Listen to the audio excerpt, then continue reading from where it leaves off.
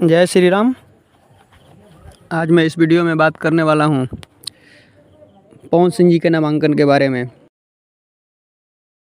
कितने बड़े बड़े लोग बोल रहे थे कि पवन सिंह जी को लास्ट तक प्रयास किया जाएगा कि वो चुनाव ना लड़ें।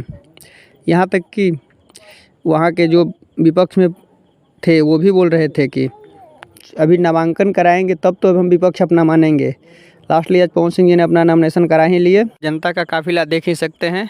देखिए ये गाड़ी पर बैठकर पवन सिंह। नामांकन के बाद उन्होंने पवन सिंह जी ने खूब गरजे स्टेज पर, बोले कि 15 साल में कुछ यहाँ विकास नहीं हुआ। चुनाव आते ही लोग आकर बड़े बड़े अपनी बात रखने लगते हैं कि ये कर दूंगा वो कर दूंगा। जीतने के बाद यहाँ काराकाट में कोई एक दिन घूमने भी नहीं आता है। चुनाव आते लागत सब मुर्गा भात चले। पवन सिंह जी ने एक बहुत ही बड़ी बात बोल दिए हैं कि फंड का जितना भी सांसदीय फंड में जितना पैसा आता है सही ढंग से यूज होगा।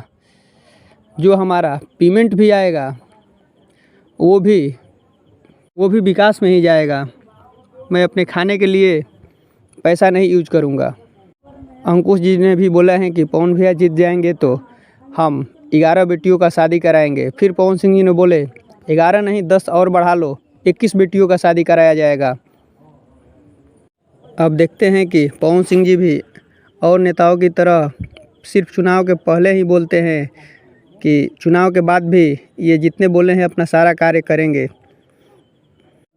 जाते जाते इस विषय में आप सब क्या कहते हैं इस कमेंट बॉक्स में बताइए। वीडियो लास्ट तक देखने के लिए धन्यवाद। जय श्री राम।